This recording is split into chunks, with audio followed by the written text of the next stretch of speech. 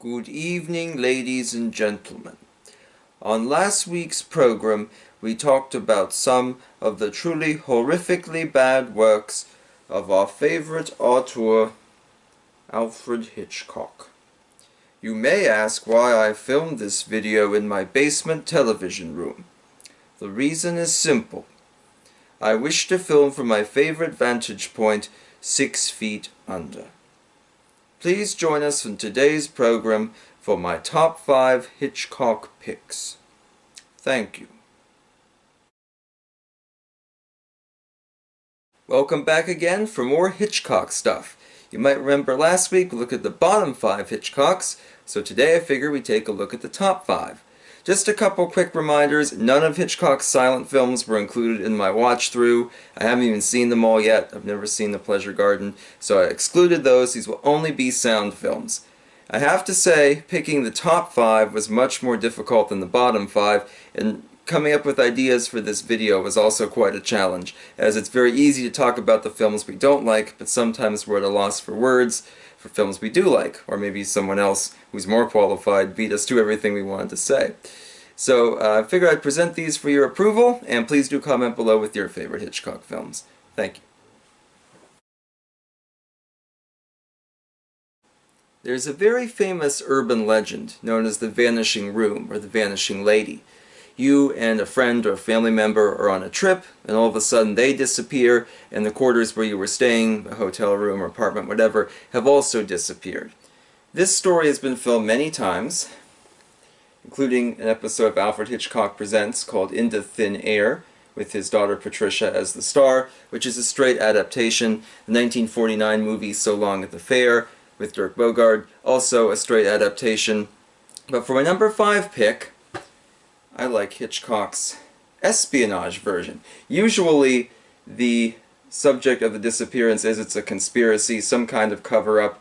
Someone blundered onto some information that they were not supposed to have, and Hitchcock took that idea and ran with it in his adaptation of The Lady Vanishes. That's not the title of the original novel. I think it's The Wheel Spins. I've never read the original novel, so I don't really know. But anyway, this is 1938, so one of his last UK films, starring the wonderful Margaret Lockwood, a young lady who befriends this older woman on a train trip through the secluded European Alps, and finds that she's disappeared, and many people are claiming she didn't exist, or that she's hallucinating, that this young woman is crazy and so on, but she knows she's not, and this woman's got to be somewhere on this train. And what does she know that would make people abduct her or kill her or something along those lines? Such a great film. Now, needless to say, a lot of Hitchcock's British films are either in the public domain or thought to be in the public domain, so for years I only had The Lady Vanishes on this cheapo public domain set. If you watched the last video, you saw several images of this, but thankfully for this I have the nice Criterion release, the Blu-ray, and spine number 3 no less. Can't beat that.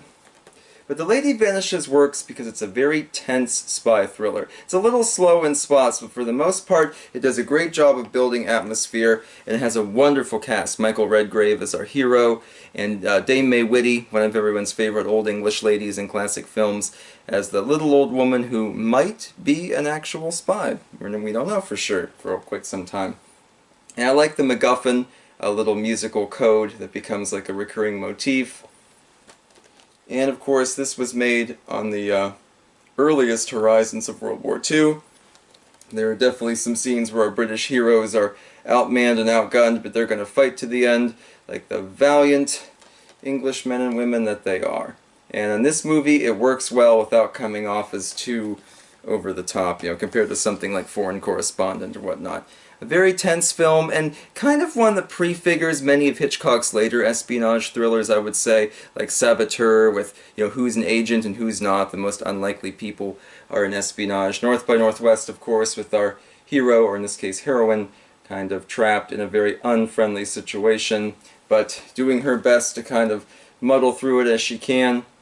Very good film, a lot of fun. My favorite UK Hitchcock film. Is it possible to exchange a murder? That's the subject of my number 4 pick, 1951's Strangers on a Train, yet another train film. Strangers on a Train tells the story of Farley Granger's Guy Haynes, a popular tennis star whose ex-wife is giving him tremendous difficulties in moving on with his life. And when he meets a fan slash admirer slash crazy person named Bruno, played by Robert Walker, Bruno suggests that he could murder Guy's ex-wife if Guy murders his dad. Naturally, Guy assumes he's kidding, but Bruno is actually dead serious, and when Guy's afraid to go through with his end of the deal, it becomes a situation where his own life is at stake. A lot of people like Strangers on a Train, but they probably wouldn't put it in their top 5. I find it to be one of Hitchcock's most compelling films. The main reason to watch is it has perhaps Hitchcock's best villain, my pick for his best villain anyway. Robert Walker as Bruno Anthony, a very clever fellow. He steals the show every moment he's in. And this is even made better because Robert Walker is not really an actor we associate much with being a villain. Think of movies like The Clock with Judy Garland or Till the Clouds Roll By where he played Jerome Kern and stuff. So to see him in this part of a ruthless, psychotic guy whose mind is definitely not functioning properly, he's actually quite good. But also believable enough, he doesn't chew the scenery. He doesn't ham up too much. He's a believable person. Oh, he's just a quirky oddball when he's actually a cold-blooded killer. Really good stuff here.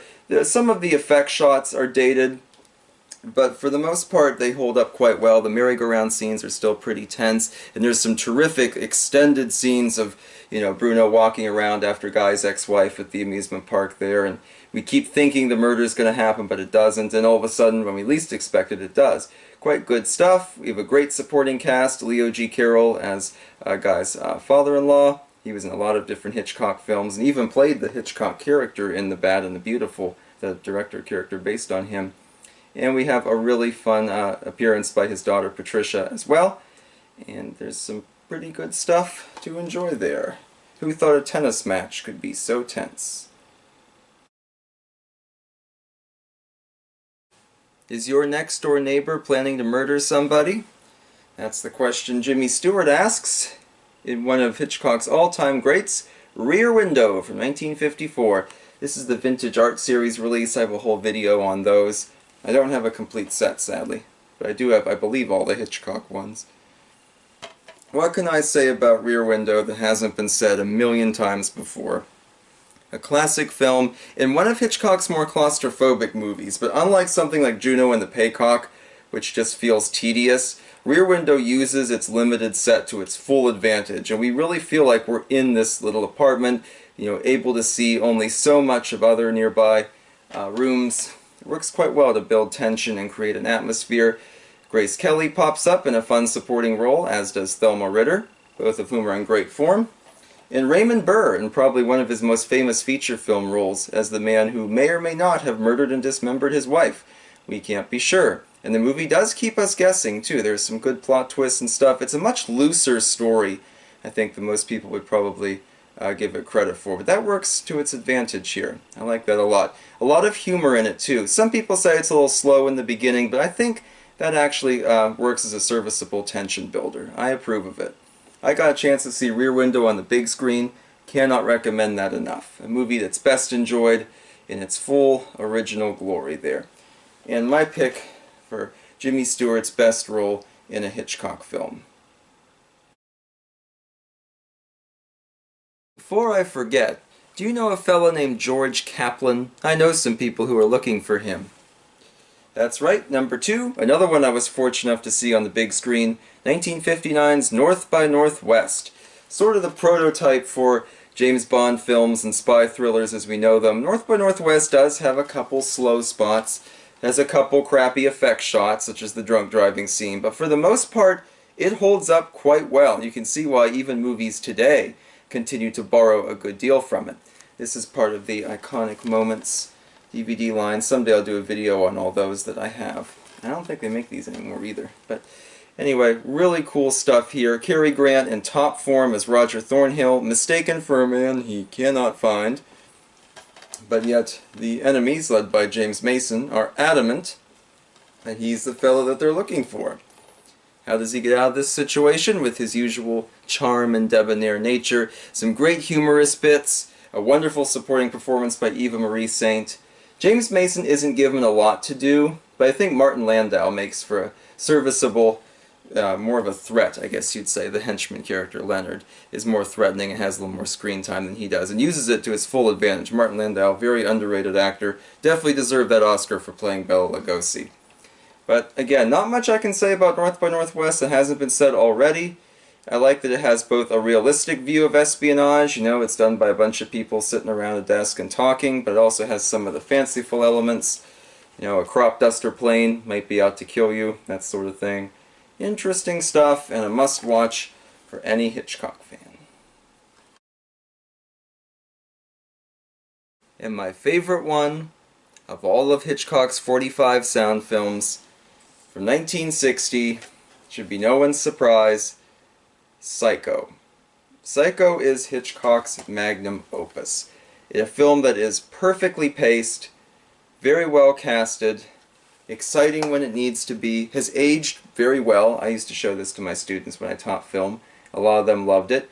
And a movie that spawned a franchise, you know, multiple sequels, many with Anthony Perkins involved, the Bates Motel spin-off, all that jazz. You know, what can you even say about Psycho that hasn't been said 1,000 times before?